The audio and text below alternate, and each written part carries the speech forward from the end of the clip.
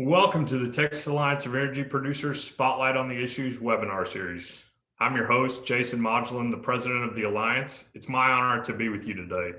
The Texas Alliance of Energy Producers represents over 2,600 individuals and member companies that are focused on advancing independent operators and the standards of the Texas oil and gas industry. Through advocacy for smart energy and environmental policy, effective communications, and cost-saving insurance programs, the Alliance delivers for our members. Thank you to Energy Freelance for being one of our sponsors today.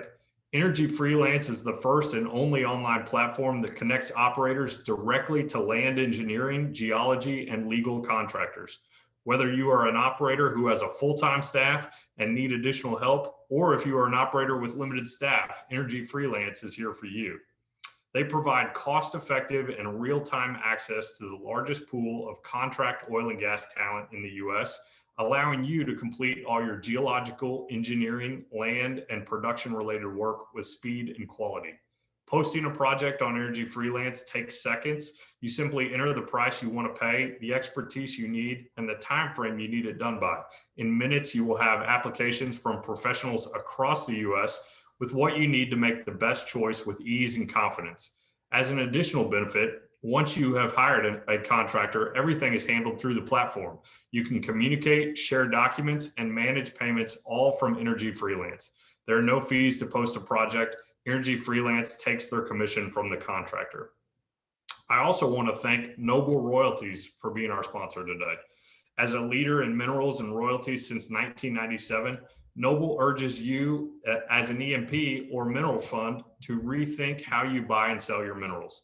Let their legacy and reputation show that they are committed to providing a sustainable, creative solutions to E&Ps and private owners alike on how to best maximize their mineral ownership in this changing market.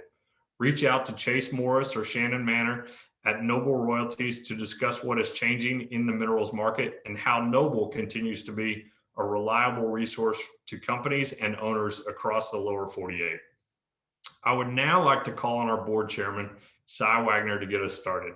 She is a dynamic leader, a second-generation oil producer, an Aggie petroleum engineer who is at the helm of her family's 40-year oil and gas business in Fort Worth. Cy, would you make a few remarks? Thanks, Jason. I'd love to.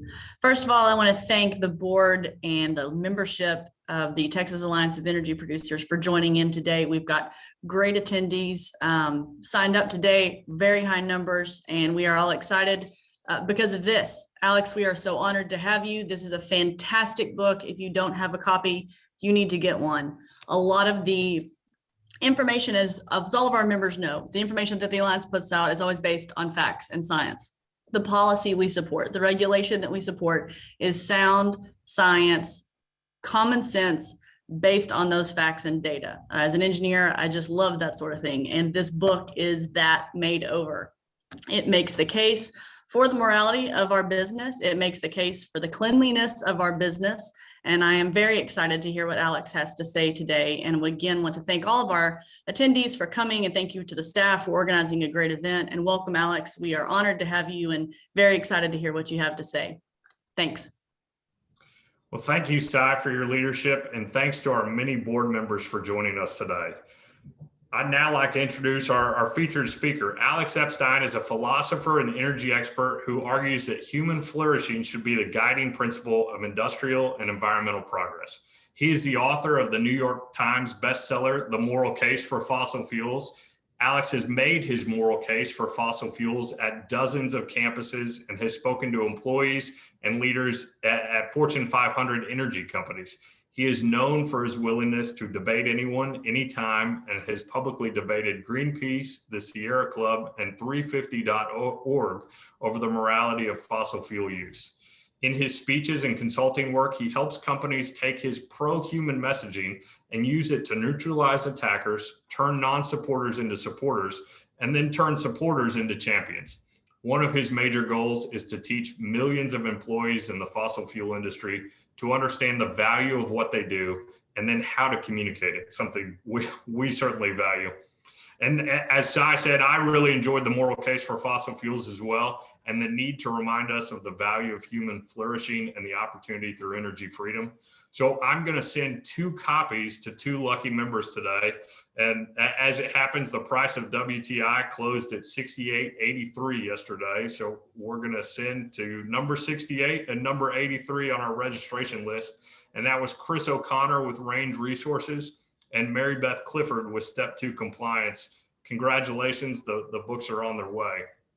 If you'd like to submit a question to Alex, please utilize the chat feature at the bottom of your screen. After his presentation, we will conclude with a few audience questions at 2:45. So without further delay, Alex, welcome. Thank you for participating in our Spotlight on the Issues series. Please take it away. All right, sounds great. Can you see me and hear me? I'm about to share. And thank you to Jason and thank you to Sai for the very nice introductory remarks. So let's get a lot to talk about. So let's get started and let me know if any technical issues come up. Okay, so the big topic today is the future of energy and how to change it. So what I want to discuss is what are the potential paths that the energy industry and therefore the world faces going forward. And then I want to share my ideas on how we can move to the better path. And so to give you an overview, I think there are 3 paths to think about. So one is the path I think is the good path, which I call the flourishing fossil future, and is the subject of my next book, Fossil Future, which will come out next year. The second is the mythical path, which is the path that we are supposedly on in trying to restrict or eliminate fossil fuels. And I'll talk about that. And then there's the reality of the second path, which is energy regression. I believe that any kind of forced green energy transition is actually an energy regression. We're seeing that all around the world and unfortunately in the US, including Texas today, but it's nothing compared to what could come if this forced energy transition takes hold. So I'm going to focus I'm going to focus mostly on the flourishing fossil future because this is the path that I think is the right path and the path that, to reference Sai's introduction, is consistent with facts, is consistent with science, and is consistent with what I'd call human flourishing, humans living to their highest potential. And then I think once we know the facts that justify the flourishing fossil future, becomes very clear why this positive energy transition is a myth.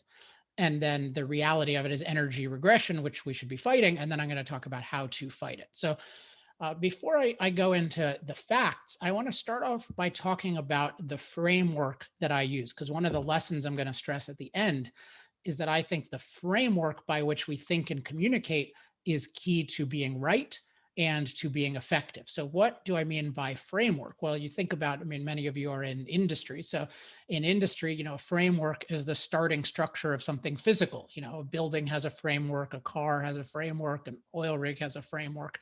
And the key is that starting structure determines everything else. So I guess it's almost over 20 years ago now, I made the decision when I was in college that I wanted to become a philosopher. And that is considered to be the most useless profession, as evidenced by this exchange that I had with my former Senator Barbara Boxer about 5 years ago when I testified in front of Congress. Mr. Epstein, are you a scientist? No, philosopher. You're a philosopher? Yes. Okay. Well, this is the Environment and Public Works Committee. I think it's interesting we have a philosopher here talking about an issue. It's to teach you how to think more clearly. Well, so that was, she thinks oh, you don't need a philosopher. And my view is no, philosophy teaches you to think more clearly. And particularly it studies what's the framework that we're using, and are we using the right framework to think about this issue? And I want to stress there are 2 elements to the framework that I use to think about these issues that I think it's really interesting, because I don't think anyone can really argue against either of these, but I think almost nobody uses them. And I think that becomes really important in communication, because you can get people to use this framework, but you have to be deliberate about it. So one element is what I'd call, our thinking method when we're looking at fossil fuels or anything else. And I call this looking at the full context, which means that we carefully weigh the benefits and side effects of every option. So you think about you're considering taking a COVID-19 vaccine or antibiotic. Everyone would say, yes, you have to carefully weigh the benefits and the side effects.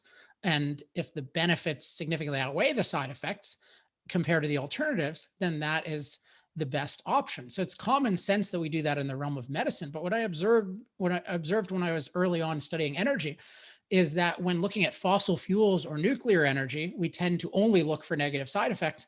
And then when looking at solar and wind, we tend to only look for positives. And I knew if you're just doing that, you're never going to get the right answer. And so this is a key thing that I think it's important when we're having conversations is we should get people to agree, hey, do you agree we need to look at the benefits and side effects of every option? And it turns out most people will agree to that, but they won't think that way unless you are deliberate about it. And then the other element of my method of thinking about it is what I'd call my standard. So your standard or standard of evaluation means when you're talking about things being good or bad, how are you measuring good and bad? What standard are you using? And so for what I call my standard is human flourishing, which means human beings living to their highest potential. And that, I hasten to say, doesn't mean, oh, you're against a good environment. No, of course, you need a safe and healthy environment, short-term and long-term. That human flourishing includes that. But what I noticed in the energy debate, there's actually not much discussion of human flourishing. There's a lot of discussion about not impacting the earth. So for example, one thing that really upset me once I started learning about energy is that 3 billion people use virtually no energy. I'm going to talk about why that's such a tragedy. And I noticed nobody cares about that. Nobody cares about 3 billion people with virtually no energy. But what are we obsessed with? Well, if we hear that one polar bear has to move from one piece of ice to another, that's a tragedy. And empirically, polar bear populations are rising, but that's sort of a detail. It's just there's something very off. We're not thinking about these decisions really focused on human flourishing. We're focusing on what I would call unimpacted nature. And I think a lot of the thinking about this issue is saying, no, the number one goal is not human flourishing or global human flourishing. It's we should be minimizing our impact on nature. I don't think that's the right way of thinking about it. I think that sometimes you want to minimize your impact if it's like preserving something beautiful, or you want to minimize negative impacts, but you also want massive positive impacts on nature, because that's what allows us to have great things like industrial farming and roads and planes and all sorts of other things that benefit human flourishing. So it's another part of my framework is I'm focused on human flourishing.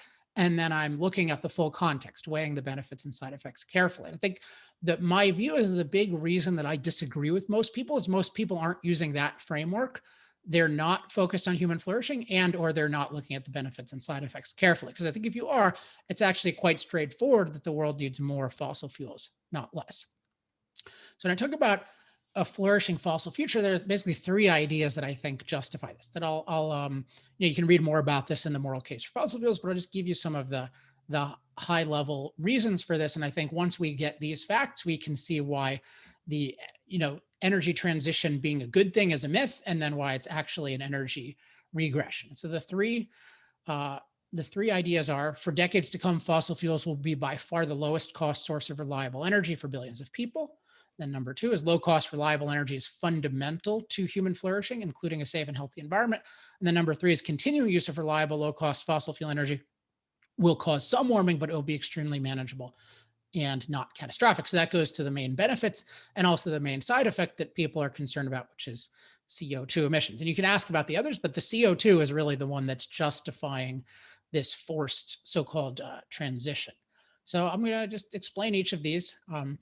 And probably focus on the first one the most, because this is the one where I think there's the most factual misinformation. So this is the idea that for decades to come, fossil fuels will remain by far the lowest cost source of energy for billions of people. Of course, this is the opposite of what we hear. We hear that, no, of course, solar and wind are already cheaper than fossil fuels. They're soon going to be way cheaper.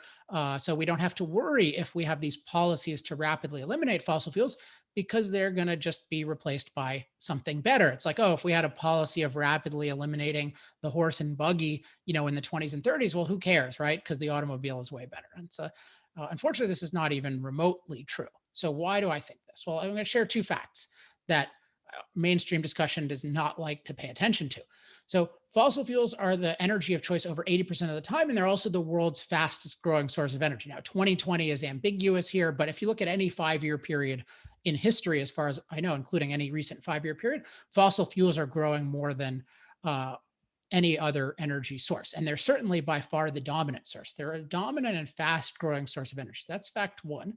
And then fact two is that there has been competition with fossil fuels for 100 plus years from almost all of the alternatives we hear about today. Nuclear is an exception, but that's still been around for about 75 years. So fossil fuels have had all this competition, and yet they're still incredibly dominant. Why is that? We really need to appreciate that, and we need to take it seriously.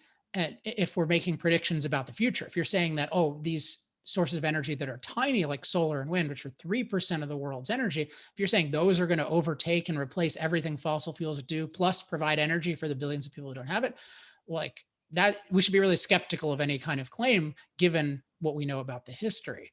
So I think the key to understanding the future of energy and really anything about the cost of energy is this idea that the cost of energy is determined by the total process for producing it. Often when people think of energy, they think, oh, the sun is free, the wind is free.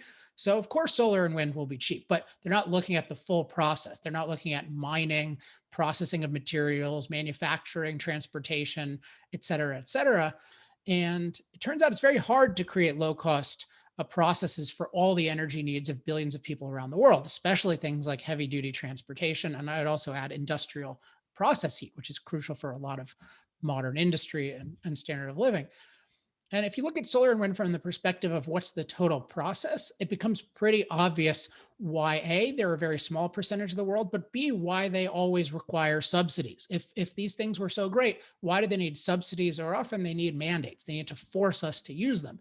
That wasn't true of the automobile. People didn't need to be forced away from the horse and buggy. People chose it, but people aren't choosing fossil fuel, aren't choosing solar and wind without subsidies and without mandates. Why is that? Well, I think, an example I show in the moral case for fossil fuels, and this still holds true today, is Germany. So how does electricity generation in Germany work? Well, you can see so the wind is gray and the sun is black here. And so they're added up. And you can see that at some times when energy demand is low and the supply of solar and wind happens to be high, you can say, oh my gosh, it's 50% of the electricity comes from solar and wind. But then you can see also times where solar and wind combined are very near zero, and there's a lot of demand, like certain parts of winter. Well, what does that mean? It means in order for wind and solar to be a source of energy that's used, they need to be continuously on life support from a reliable, controllable energy source. And usually for them, it's natural gas. And so what happens is you have to, when you're thinking about the full process, you can't just think of the cost of the wind turbines and the solar panels, or even the transmission lines that are huge that people don't talk about. You have to think of the cost of the whole reliable energy infrastructure that the wind and solar are parasites on. And when you think about that, let me just give, the example of Texas. So this should be a notable one recently. You see that, okay, before the storm, you had, wind and solar were doing great, particularly wind. And then even before any wind turbines froze, the wind just stopped blowing as it often does in extreme winter conditions, but demand went up. So they were almost totally useless when they were needed the most. So what did that mean? You needed reliable energy infrastructure. And when that infrastructure either didn't work, I believe was also underbuilt and also under-weatherized because of all of the funding that went, the $66 billion or probably even more that went to the solar and wind. But in any case, you could see, these were totally dependent on this. But when they were talking about wind being cheap, they didn't look at the full process. They just said, oh, let's just look at the wind turbines. Let's look at the solar panels. But what happens is they end up costing you. They cost you in terms of reliability, and then they definitely cost you in terms of cost. Although in Texas's case, a lot of that cost is being borne by other states' taxpayers, which is a whole other thing. But in general, the dynamic that we see around the world is when the more wind and solar you add, the more your cost goes up. And the reason is because you need both the unreliable energy infrastructure and the reliable energy infrastructure. It's always adding costs. So when people say, oh, solar and wind are cheaper, no, they're cost adding. They're adding those costs. They're not replacing the costs. So they don't replace the costs on the grid.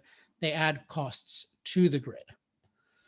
Now, I think it's important to understand, why are fossil fuels so amazing? Why are they so distinctive in terms of providing low cost, reliable energy, They're also versatile. They can power every kind of machine, including industrial process heat, including heavy duty transportation. And they can do it for billions of people in thousands of different places. They have two things. So one is they have remarkable attributes. So they have natural storage, unlike wind and solar, which are intermittent flows of energy. Fossil fuels have the energy stored in them. They're naturally concentrated, particularly oil. So it has a large amount of energy in a very small space with low weight, and they're naturally abundant. There's huge amounts of these things, 10 times more of coal, oil, and gas each, probably much, much more than have existed in the entire history, than have been used in the whole history of civilization. So this is a remarkable combination of attributes that almost no other energy source has. And then on top of that, these attributes have been harnessed by generations of ingenuity and refinement. So this is a killer combination. You have these amazing attributes and then an amazing industry that's really figured out how to harness its attributes cost effectively. An analogy I like to use is if you think about like silicon microchips, our microchips are made almost exclusively of silicon, and they're made of silicon because silicon has remarkable natural properties that make it a semiconductor, that make it suitable for all these different chips. But also, the computing industry has spent decades and decades and even generations knowing exactly how to harness those properties for silicon. So if somebody said, hey, let's go net zero silicon by 2050, people would say, that's crazy. Silicon is amazing. And we have all of these amazing abilities that we've developed for this that we haven't done for anything else. And that's exactly what's happening with fossil fuels. So just a word about hydronuclear. So one thing about hydronuclear that's important is the anti-fossil fuel movement largely opposes them. And I think the key is it's because it's not based on human flourishing. It's not really concerned about CO2 above all. Otherwise, it would love hydronuclear, which are low CO2 energy. It's really about eliminating our impact on nature. It's really about this idea that unimpacted nature is what matters. And so hydro impacts the rivers too much, and nuclear, we're splitting the atom. So it's ultimately this very anti-impact perspective. But even on a practical level, like hydro is great, but it doesn't scale globally because it's limited by the number of suitable sites. And then nuclear is amazing in terms of its potential, but it's been so criminalized that it's shrinking in most parts of the world. And so we should focus on liberating it and advocate the liberation of nuclear, but it is generations away from being anything resembling like a scalable substitute for fossil fuels, even in electricity, let alone in the other realms. So the bottom line is, if you want more energy or even the same amount of energy, you need a lot of fossil fuels. And if you want a lot more energy, which I'm arguing you should, you need more fossil fuels. This idea of rapid green energy transition is just a myth. Right now, these are subsidized, mandated, cost-adding, reliability decreasing forms of energy. There's no evidence that they're going to be a real substitute in electricity, let alone in residential heating, industrial heat, and transportation, particularly heavy duty transportation. So when we talk about this transition, it's not an evolution. Like we often think of transition as evolution. It's not a free evolution. It's a forced regression. And it means higher cost, less reliable energy. We're seeing the unreliability where I live in California. We saw it in Texas very tragically. We're seeing it around the world. And this is not a good thing if you care about people having a lot of energy.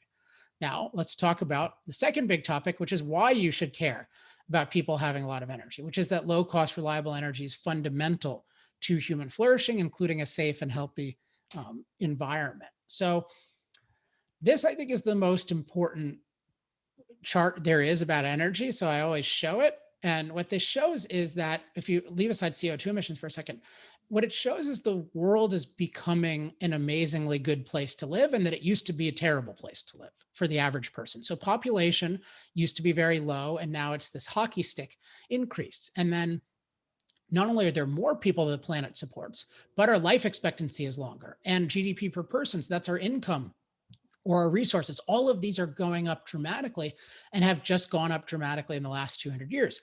And it correlates exactly with CO2 emissions going up dramatically. Is it because the CO2 is so great? Not really. Is it just a random coincidence? No. Sometimes correlations are coincidental, but this one is not. This is because CO2 emissions come from fossil fuel use, and fossil fuel use has been the world's main source of low-cost, reliable energy. And so if this indicates that there's something very special about the energy we get from fossil fuels, and that should inform our future.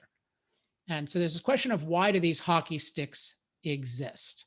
And I think the key is really understanding energy and its connection to human life. So energy, I think of as machine food or machine calories. So why are machines so important?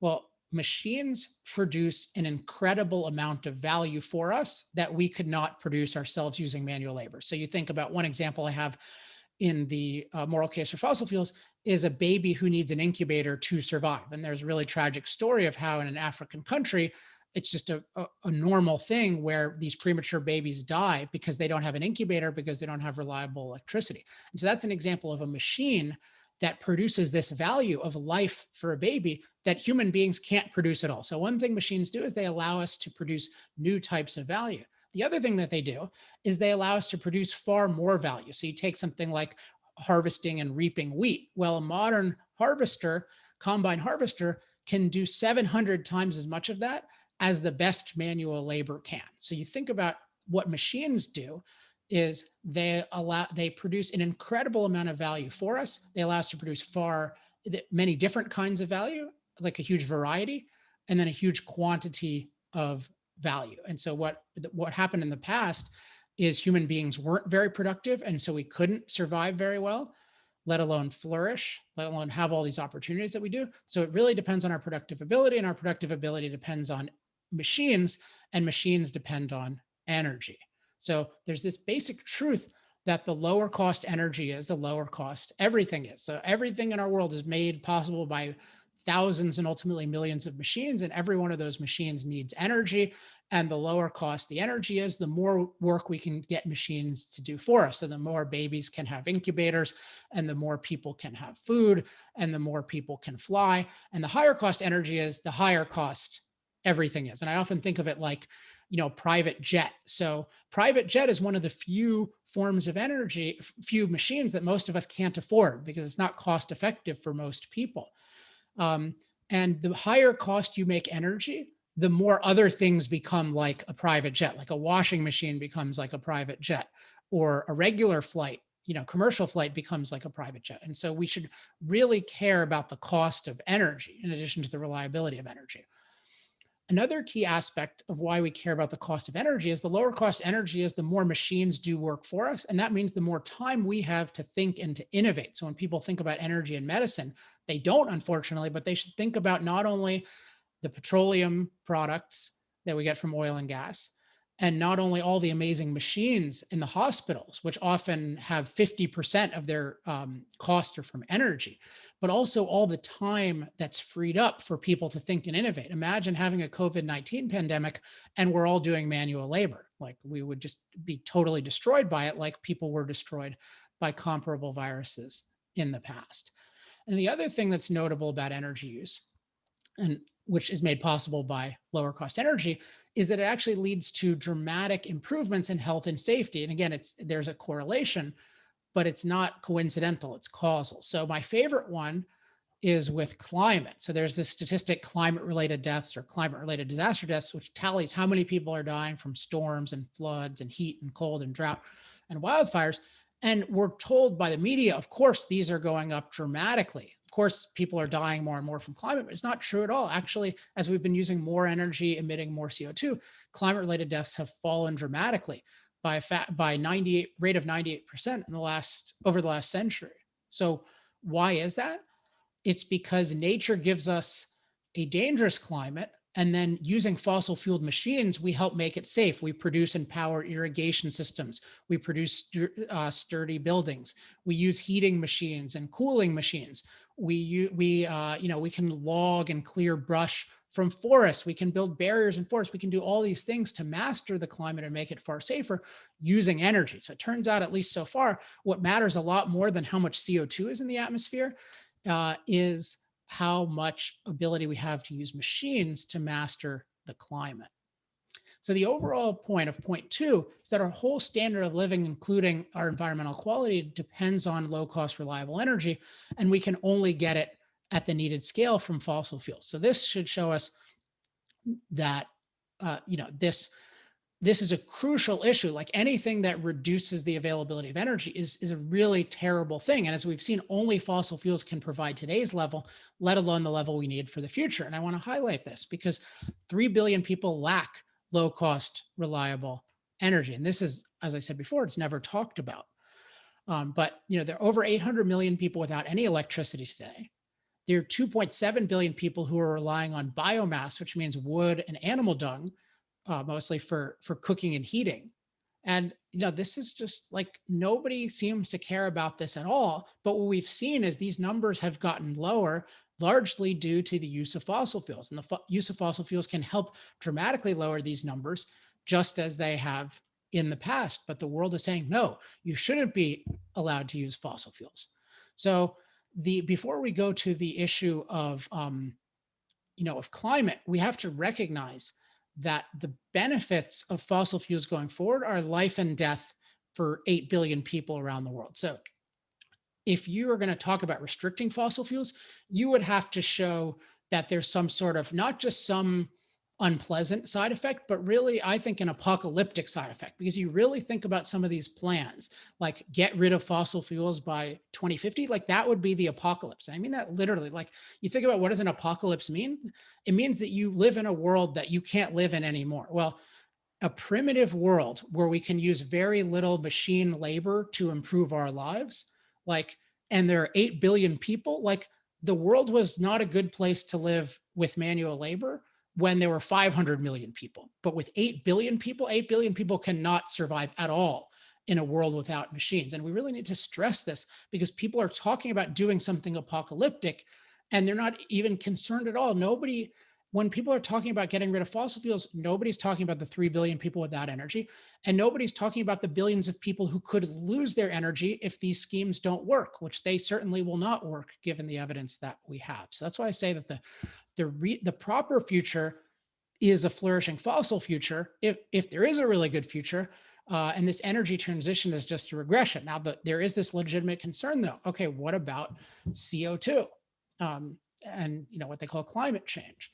And I think this is an important thing to address. We have to recognize that the benefits that come along with it are huge. So just as, if you like me, I took a COVID-19 vaccine, and certainly if I was older, I would have, I decided the benefits of that outweighed the side effects significantly. Well, with fossil fuels, I don't even think it's a question. The benefits are so life and death for people, but we don't talk about them at all.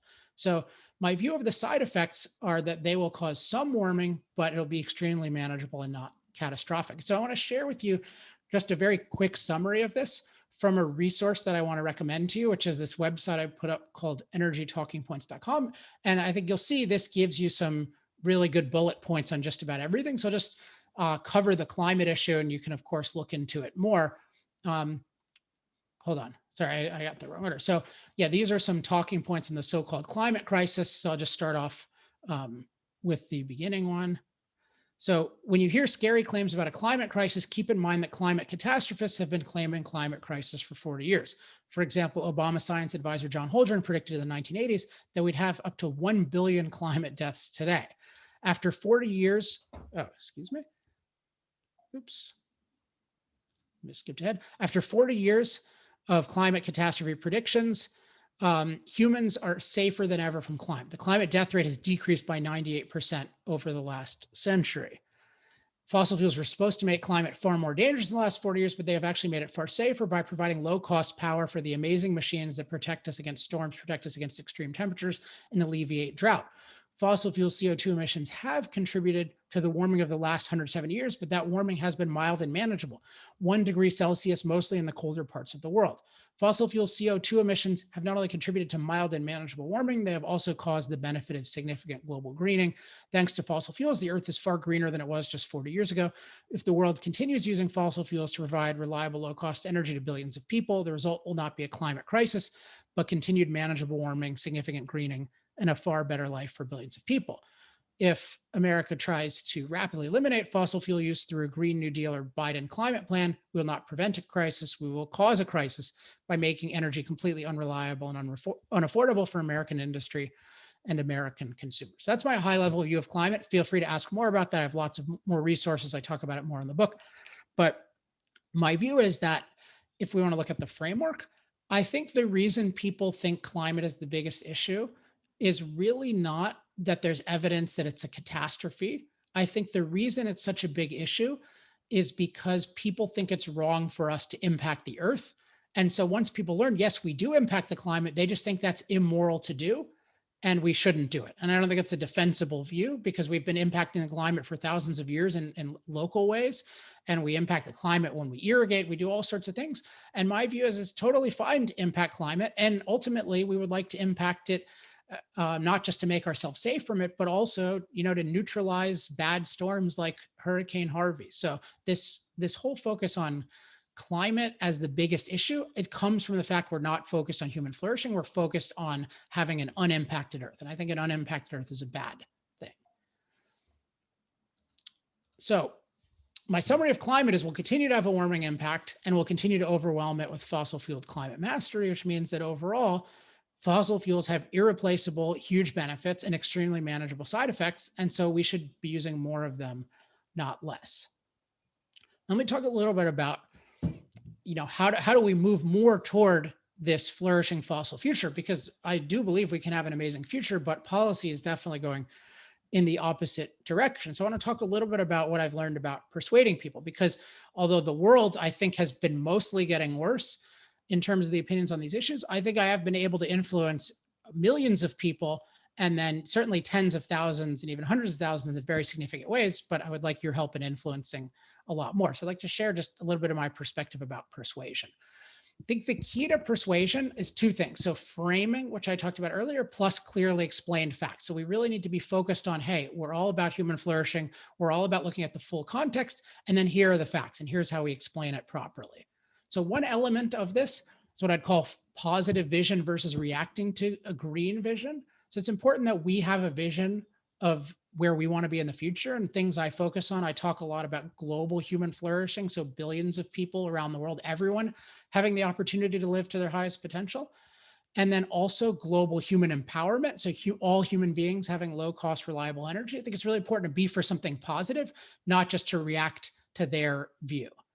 The second thing, which is very related, is having positive policy. So there's a vision of the world, but then having positive policies as well. I think often the green movement or the anti-fossil fuel movement, they propose policies and then we say, oh, your policy is bad, but it's much more effective to have a policy of our own. So, just this first example, if you want to talk about even emissions, which I don't think we should be forcibly eliminating emissions, but if people care about emissions, I have this positive thing in terms of decriminalizing nuclear energy. I think that's a positive policy that everyone should be in favor of.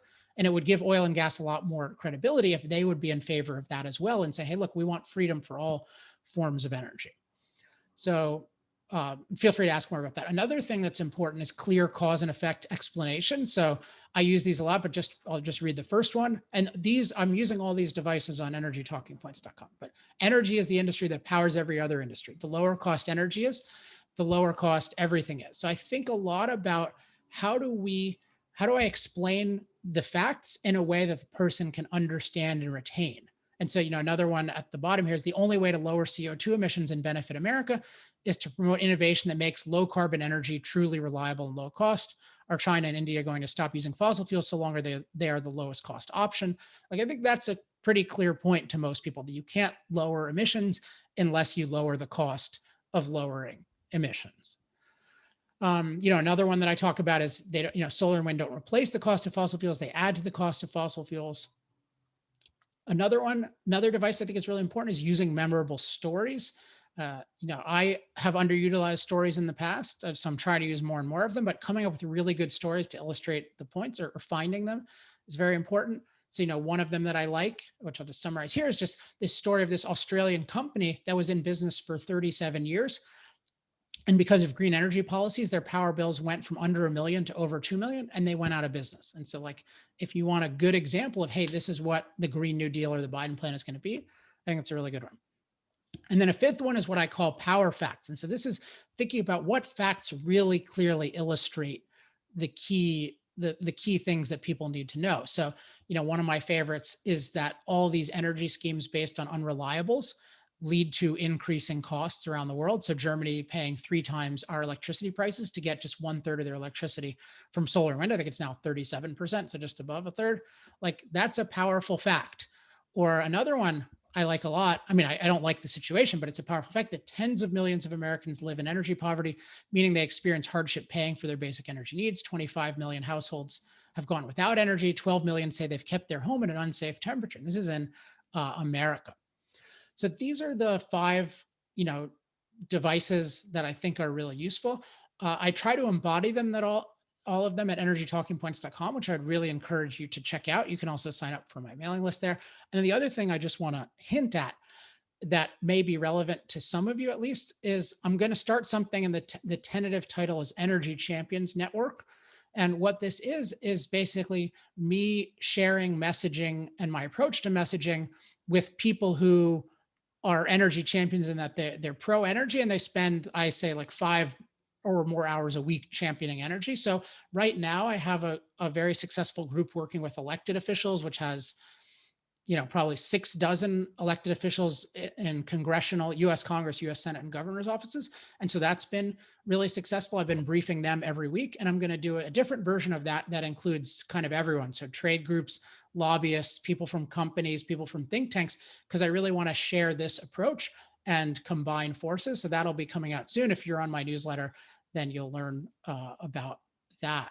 And I would just say, as a next step, if you want more information about my approach, and you want to get on my weekly email list and we have this free energy clarity course, highly suggest just you can sign up at energytalkingpoints.com, but the easiest thing is if you just email Texas Alliance to me, then I will get you put on our list. So I think we're at 37 minutes or so. So I think that's a great time to stop and ask questions. Really grateful to everyone for showing up. And again, email Texas Alliance to alex@alexepstein.com. Thanks for having me, and I'd love to answer some questions. That's perfect, Alex, and thank you very much for that invitation. So hopefully, if folks didn't see, it was email alex@alexepstein.com and put Texas Alliance in the subject there. I thought I'd maybe start with just asking about, you teased it a little bit, but how we can be more positive talking about energy freedom. We might get more folks supporting fossil fuel industry and advocates by talking more about energy freedom. So can we start there?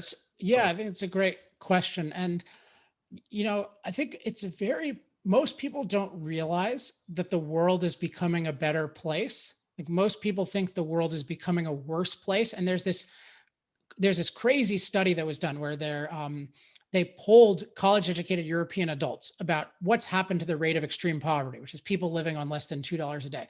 Has it increased, has it decreased, or has it stayed the same in the last several decades? And in reality, largely thanks to fossil fuels, extreme poverty has gone from over 40% to under 10%. So since 1980, the year I was born. So that's unbelievable, right? It's huge. And yet, in the survey, 55% of people thought it had gotten worse. And these are college-educated European adults. 33% thought it was the same, and only 12% thought it was better. So all of our institutions devoted to educating the public are a complete failure. If you cannot understand that you live in the best world ever, and you think you live in a declining world, you are beyond ignorant. And yet this is the state of affairs. But the positive on this is, as long as people think this, they're very inclined to think, oh, well, fossil fuels are terrible because they've already made the world worse. And it's just we're all going to die in the future. But if you get the idea, oh, the world is better, then we can tie fossil fuels to that. So I think it's important to tell the story of what fossil fuels have been doing and are doing. So you can talk about, for example, like what's been happening in India in terms of, billions of people not billions of people, but hundreds of millions of people getting electricity who didn't have it, and what that means. I think it's very important to talk about what is happening and what's positive. And by contrast, talk about how green energy is destroying those very things around the world. Because if people can understand the present and the recent past, then they can have a better vision of the future. So I try to do that in Energy Talking Points, but with Energy Champions, that's one thing I'm going to really encourage. And I'm going to encourage people to share stories so that we can all, I just think we don't have enough of these stories in the movement. And one reason why I'm starting this Energy Champions thing is I want to pool the resources of all these people who know all these facts and can tell these stories so that I myself can have a lot more resources. Absolutely. I've found it an incredible resource. And so thank you for pulling it together and then making it freely available online. And as a reminder to our participants, if you would like to ask a question, please post into the chat and I'll try to get to that time permitting. Alex, about 2 weeks ago, you testified to a congressional hearing called by the House Natural Resources Subcommittee on Oversight and Investigations. It was a particularly partisan hearing, kind of focused on demonizing domestic energy producers and its advocates with the policy goal to ultimately raise costs for Americans and decrease our domestic energy production. Tell us about your impressions and maybe some of the follow-up dialogue that you've had with congressional leaders. I will. Is there any way can I share a screen for a second? Absolutely. Okay, let me it'll be worth the 1 second or 5 seconds it'll take. So I just want to show you what I have the text of this on energytalkingpoints.com. This will also give you a sense if you haven't looked at. So this is energytalkingpoints.com. And if you look at it, there's, move this over. There's points on everything, and I'll show this one, but like Texas electricity and green energy jobs and, dozens of topics. And we have dozens of more that still need to be uploaded. But I want to highlight what I did in the congressional testimony. So just to give you context on it, well, you gave the context. This was designed to attack the oil and gas industry by hauling a bunch of executives there and then ridiculing them and asking them tough questions, which is a device that certain people like to do. But they refused to come, I think wisely. And then the Republicans invited me. And I was hoping that they would go after me, but I thought they might not if they knew my reputation, because that is often a big opportunity when people go after me. So they didn't go after me, unfortunately. But what I did, which I want to stress, is I was able to reframe the whole hearing. And I just think that's instructive. So I'll just read you the very beginning of this. I'll make it a little bigger. So I want to begin by challenging the basic assumption of this hearing, which is that the US government is harming Americans in the world by giving unjust preferences to the highly destructive oil and gas industry. I believe this is 100% wrong. I will make the case that the US government is actually harming America in the world by giving unjust punishments to the incredibly life-giving oil and gas industry. If we can liberate this industry, America and the world will be far better places to live. And then, I talk about at the beginning, I talk about looking at the full context, looking at the full impact. I talk about a better world. I talk about, a whole bunch of things, including at some point I talk about extreme poverty going down. So I just want to stress that it just totally reframed it. Because I think if those executives had come, they would have been on the defensive. They would have just been said like, oh yeah, your royalty rates are too low. And then they sort of quibble about that. But my view is this whole discussion is framed incorrectly. It's totally ignoring the value of energy. It's not focused on human flourishing. It's not looking at the full context. So I want to focus every discussion on those things. I want to focus on, look, the world is getting better because of energy, but the world needs a lot more energy. Fossil fuels is absolutely necessary for the foreseeable future to provide that. It's making the world better. We need more of it. Like when you frame it that way, and we do impact climate, but we're safer than ever from climate. There's not at all a climate catastrophe. Like when you do that, they don't really have anything to say. And so for me, none of these people had anything to say. There's one guy who just insulted. I was wearing a t-shirt and but he had nothing to say about the substance of what I had to say. And, the whole hearing kind of became the Alex Epstein. If you watch my video on it, which is on, I'll send it out if you go on the mailing list. It was just like, I got asked a bunch of questions and the whole hearing really became about what I raised. And that's the power of, framing it and then having a clear explanation of the facts. What do you make of these kind of proposals for bans on permitting, building plastic production facilities, or some of the uses of fossil fuels beyond just simply fuel and combustion? Well, I think that they require the same type of championing, and it's the same forces against it. So are people looking at the full context with plastics? Absolutely not. Plastics are amazing, but really what's going on is the reason they're not really looking at the full context from a human flourishing perspective is they're not looking at it from a human flourishing perspective. Their view of plastics is plastics are impacting the earth. who are we to take this glop from under the ground and turn it into useful products that save our lives? Like, who cares? That doesn't matter. We should just leave it in the ground so we can be like cavemen. I mean, I'm being facetious, but that's their basic premise. And they'll say, like with plastic, oh, it lasts a long time. Like, we can't create anything that lasts a long time. Well, rocks last a long time. What's wrong with rocks? And plastic, we can burn. I mean, we can use it to generate energy. So there's this whole, I mean, you need the moral case for plastics, but it's the exact same thing. You need to champion how plastics are an incredible net benefit to human flourishing, and to be proud of that, and not to let them frame it as, oh, here's a bad thing about plastic, and then I'm going to react to that.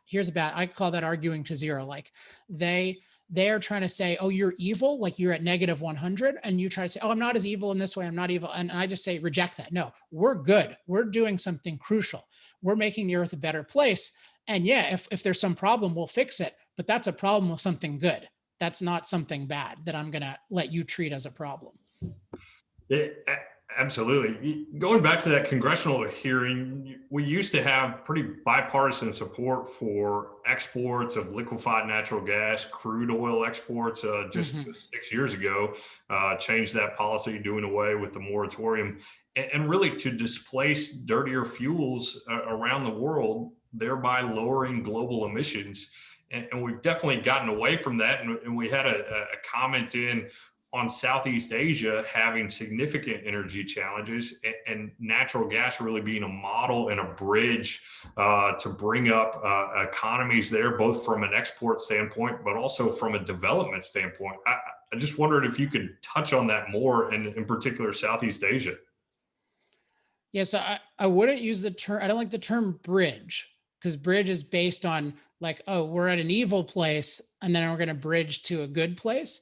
Like, and it's based on this idea of a transition, which so I think of evolution, like things evolve. So at any given time, nothing is ever perfect, right? Things are always evolving. And so my view is use the best thing and make it better, or come up with better things, but definitely don't force people to use inferior things. So in terms of, and then the other thing I want to comment on is the emissions thing. So I think there's a big danger of hinging the validity or goodness of natural gas on lowering emissions, because in general, what we want in the world is higher emissions. Not that we want them as in and of themselves, but we want more energy. For the world to have more, even if people had enough energy, even if it was all natural gas, we would have more emissions. And even in the US, a lot of the emissions declines are due to poverty. I mean, one thing I saw, which I generally like, and I'm friends with a lot of people at Energy in Depth, but they've been posting these things on Twitter that I think are terrible, in terms of like, oh, 2020 was a landmark year for emissions reduction. Yeah, because a landmark year in terms of life being terrible. Like, how can we be celebrating that? It's like, so you can say, I think the better point to stress is natural gas, well, among several, is that it's cleaner burning in terms of air pollution. I'm now, coal can be burned very cleanly as well, but like natural gas has certain advantages.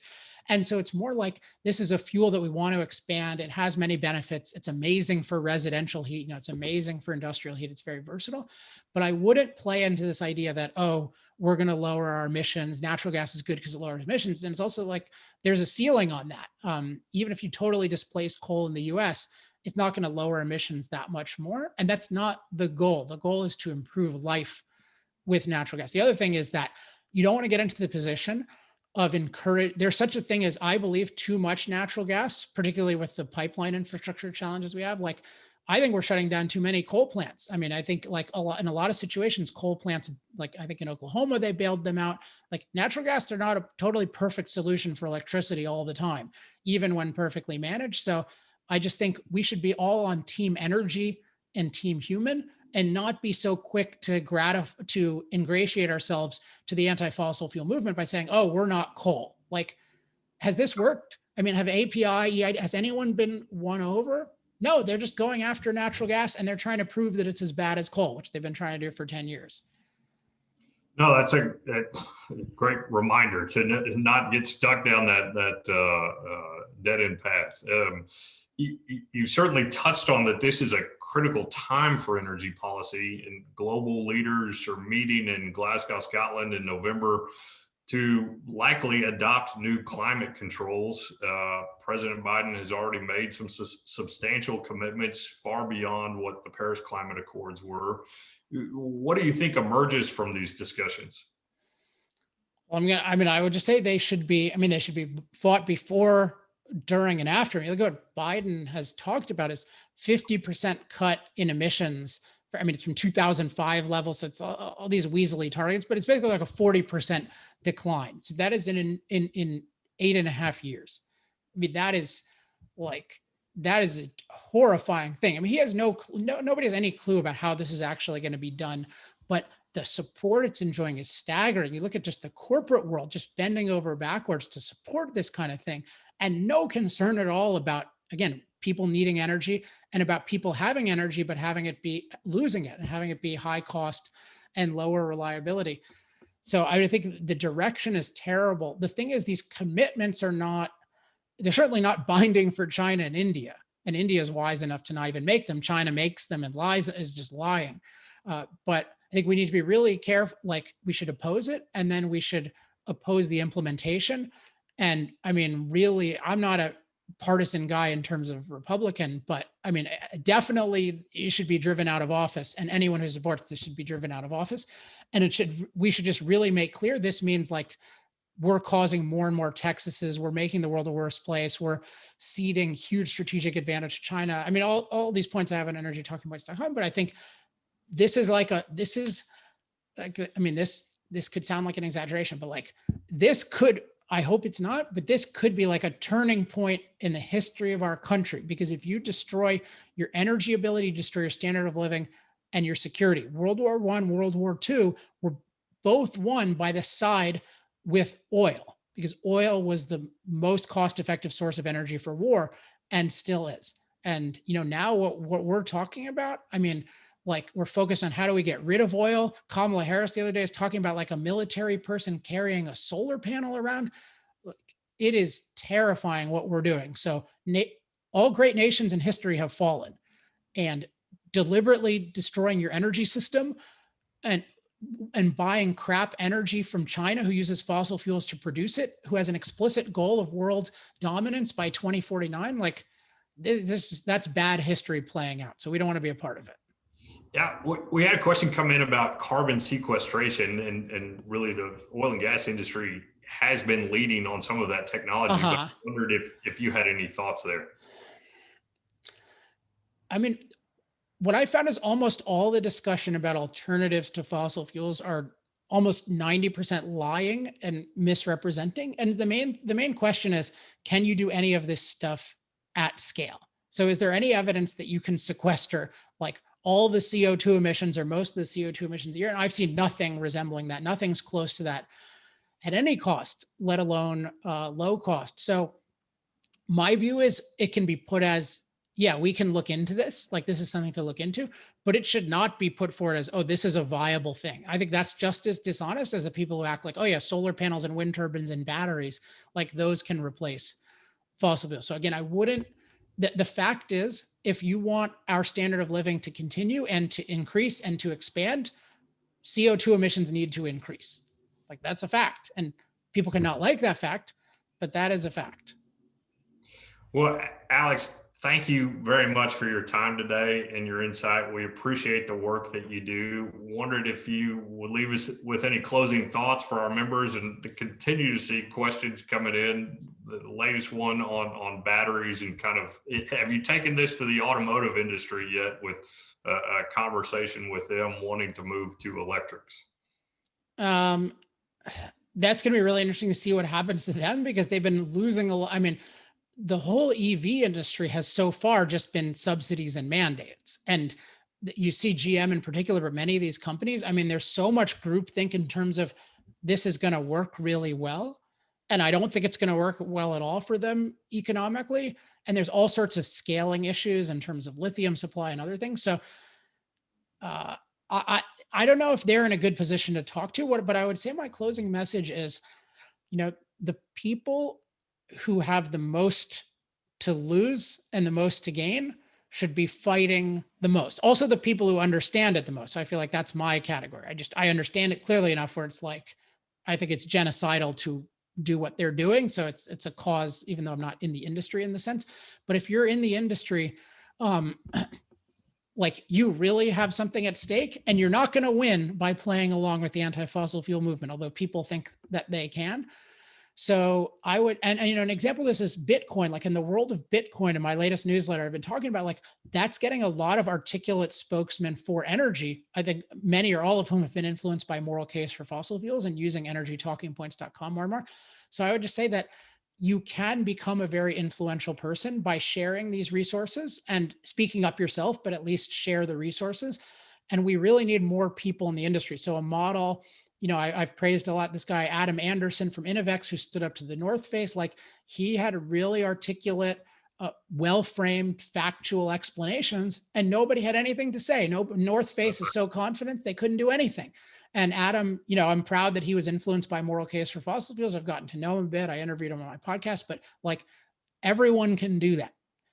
What you'll find when you make this case really clearly is nobody has anything to say, but if enough of us make it, they'll have to say something. And then we can really break the monopoly the other side has. We can really have a discussion about our choices going forward. And I think in that discussion, people are going to make much more rational decisions, particularly because reality is going to keep being reality. And these green policies are going to keep being destructive, and fossil fuels will continue to improve life where they're used. So if we can be aware of this reality and communicate it and have the right framing and the right facts, like you'll be shocked at how many people you can influence.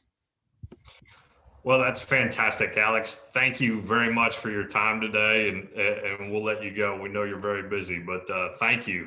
Awesome. Great to see you, everyone. Thanks, Alex. Alex can be found on the web at industrialprogress.com, and he is very active on social media. Would encourage you to follow him on Twitter. Again, thank you to Energy Freelance and Noble Royalties for being our sponsors today. Energy Freelance provides cost-effective and real-time access to the largest pool of contract oil and gas talent in the U.S. And we also ask that you consider Noble Royalties as you think about your business needs for your family or company. If you are interested in sponsoring future events, we want to hear from you. And we will have an upcoming webinar series. The spotlight will be back with Congressman Jody Arrington on June 30th. We're really excited to have him. And that event will be sponsored by Noble Royalties.